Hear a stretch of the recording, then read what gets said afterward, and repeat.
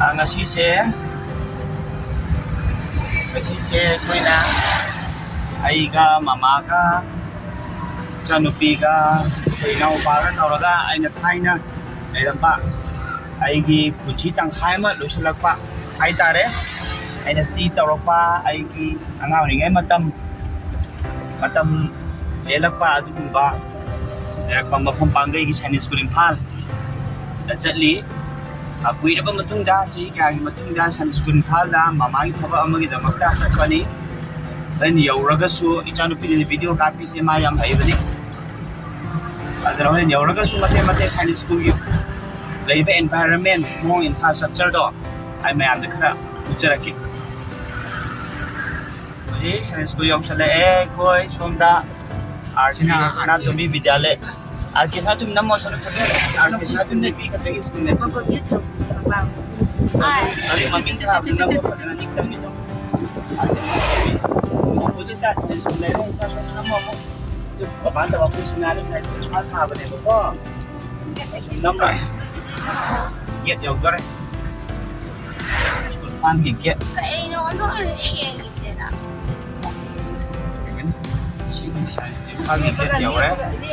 Sudah mending hanya lo. Sudah mending hanya lo. Sudah kama kayak dah. Kama kayak betul. Natra Aja kum. School Imphal yaure get ta leire dan Imphal gi get ni sida leire ri changani mama leire koi na pa leire tu chanupi ga ji Sainik School mamang dam tlia posa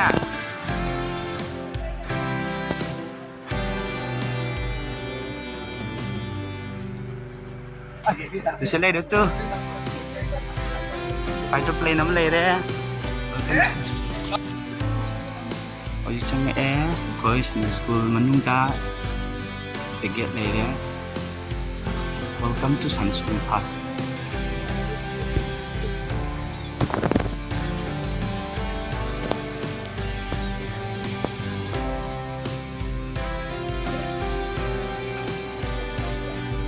Siapa top le ai terus tu? Ada top le juga ba? Hah? Tu si ground sini football sana ni aku nak ada lampak sini. Welcome. Kerja. Joy to. Selection dah joy to, saya tu joy to. Joy to.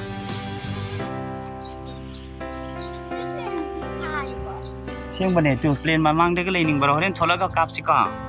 Ren thola kap si ka. Sari bo papa. Mati siang mamut. Adi papa. Ora ga na. Saya tham bane model. Tu asyik tu chal. Asyik chat pau.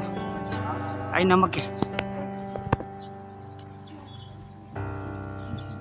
Kuiraba matungda Sainik School da changai mamagi thabak magi maramna amar jawan jyoti sida su leire koi Sainik School ki sida leise amar jawan manung gadi kitang restriction oire video number se aduna hatang sade lepage manung changna gadi moi phone se restrict ore na mata sida lepage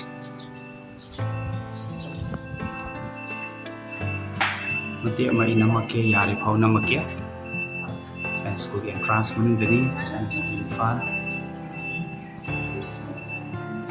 Defense Ministry trophy sedere Defense Ministry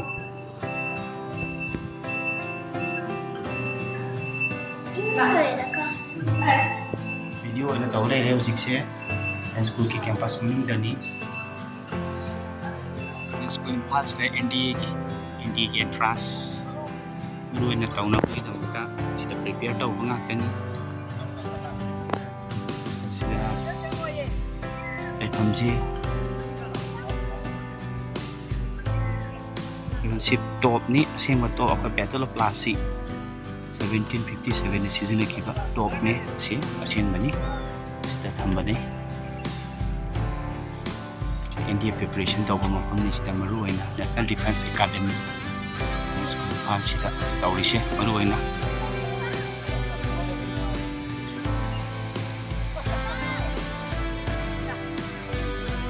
Scenery sida kung ngakang laimina Sainik School campus manung se under construction su taw mayam yauri hujik se ada sigi lampak sini sigi football lampak ani ni ko sele football lampak ni sida koi sports ka pangthok ko se taw ni koi ina anga ori ngai da mafam sida football cover ka sanarami ni anga ori ngai matam da class nursery to 12 paw ai sida sum lo selai hai tare Sainik School campus manung da auditorium ama sagre sida ada ango bana uri auditorium ni haire asimti ai khangtre ya chang pi shu yam ngai re papa gi sinang papa gi lai phomda la bu ngai bro papa gi school tam la bu ngai bro ngai ba nang tam ning bro kari school ko ba Sainik school tam ning bro nang chan pi Sainik school tam ning ngai ma ju mayam su u bada defense ki Army, Navy, Air Force, Civil Defense, mayam sa ubada. Silang paksit ni, koi na ngaw ingay da. Buon kaura sana nagpa at sports, tong aton games, sports tawri siya. Lambi siya sumayin under construction dala ire, hay tala hujik siya.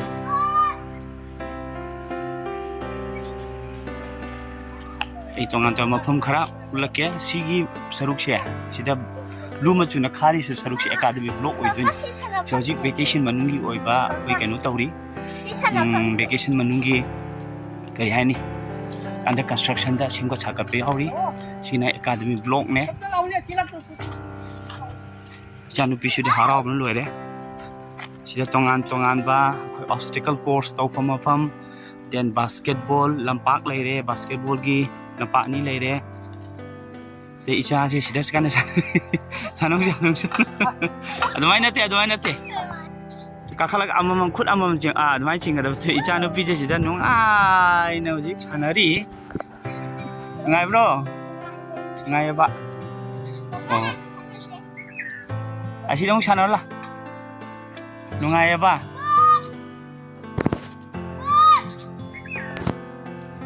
oh lao so chanu pin tawri sing sin chakbon tong bi sana ama sana taw le la makhal makha kaya gi hujikti chatram ta leite yang unga ya brain ai su khangti chatra leite bani na hujik se mama sa ada tung da khoi inarak pada masu gi tung nimba da ware asida adu payo adu phamo asomola ga no somol tu ma ju chatra leite bani na hujik se ya makhal kya gi sanana ba angang singi chong chana le re sida basketball ground akoi basketball sanara mi si gilam paksi maktani aina basketball sanara mi je repair to ko su yam le re then asom da le ba koina uri ba yum khara sina koi tongan ba house ni sida generator room le re mama si generator room natra yare la tuni la sidina Sainik School sang matam da lamari phangba ma thingnari si lamari phang sideki tongan ba quarter officers quarter adeki staff quarter singde changi dawni somda lai sina somda ta Sainik Foundation School na ha Sainik Foundation ne basi sida si nursery dagi class 5 haugi macam basu sida matam da adaga somdana koi tongan house singi changki gado maram campus se Sainik School Imphal gi campus yam chawbani man de loina chang ina hape ai ucharake mayam da experience to view yam nungai mafam ni do gi masa sing su Sainik School da Sainik School Imphal tam ningba le gadi mafam si amna nupa macha nupi macha gi damak tai yamna nungai ba apsung career semba ya ba adugumba school amani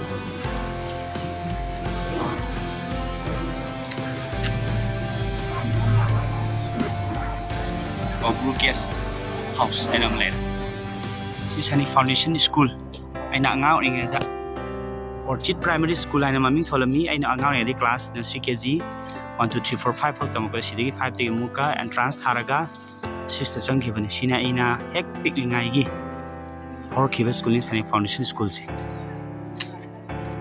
wana pothari sida si aina piklingayda tamapay school ni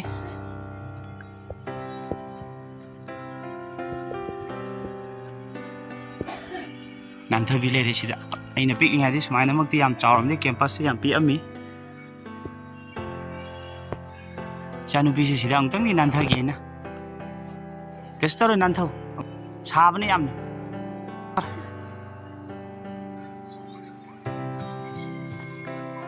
Kaka nantharo jam chagani. Sasa nantharo tunna. Dura. Saya. Saya nantharo tunna smai tanto.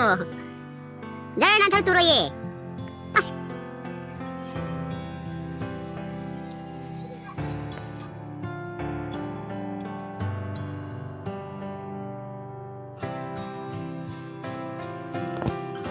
sida ngasai tagi lapna uba auditorium duni se maming se Vikram Batra Auditorium haina maming thole siba anobani science school manung sida auditorium ase sima pham se khoi sports ka to pham ni sidana khoi gi aina leraba quarter haitar ai ba khone thabak tawringai matamda sida khoi na quarter de support chawre khoi sina pani mamang chali se sina tonga tong quarter singa khoi gi number ka tawraga lei ado aina leraba quarter do quarter number 2 haina oibani atai amti yengjarake amarom de pukning yam nungsi sima pham ase aina matam sang he polakpadagi lerakwa mafam ni sanadana chen chongdana imanabi meyam ga dinada loina da si quarter pari ngakani tonga staff singi quarter hai tare koi baba su si thaba masam thaujaram bani na Sainik School sida adugi quarter phangami koi sum pokpo chawba quarter Sainik School Imphal pangai da sum tawai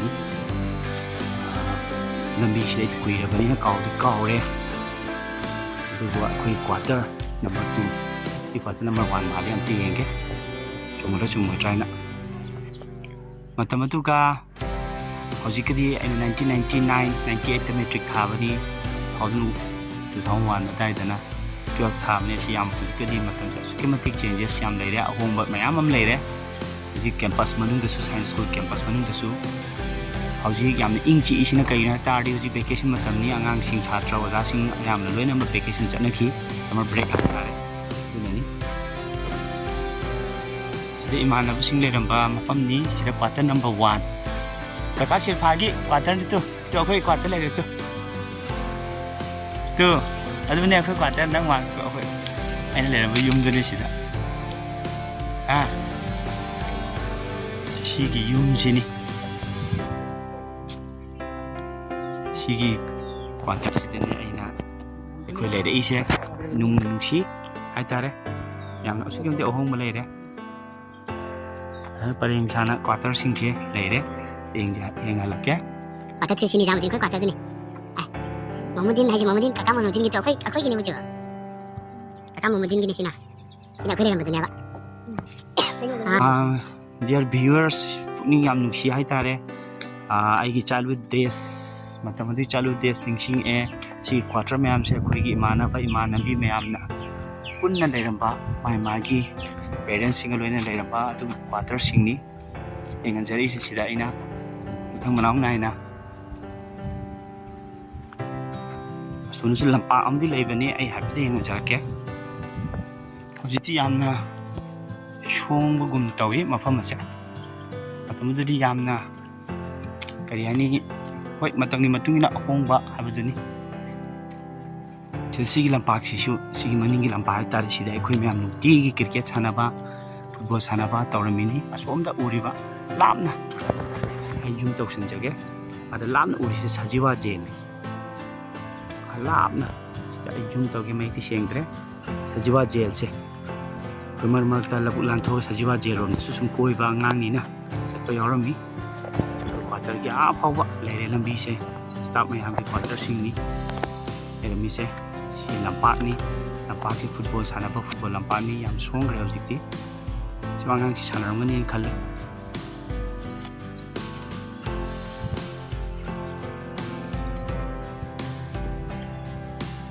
mama khoi lakto jala ri chatlage loisale thank you visit again thank you timing am yengaga no lake 이자시 자 한제 시대기 자체 야드레 마 라라 자시라 로에 라 여기 자라게 자라 자시라 부풍 아이 레라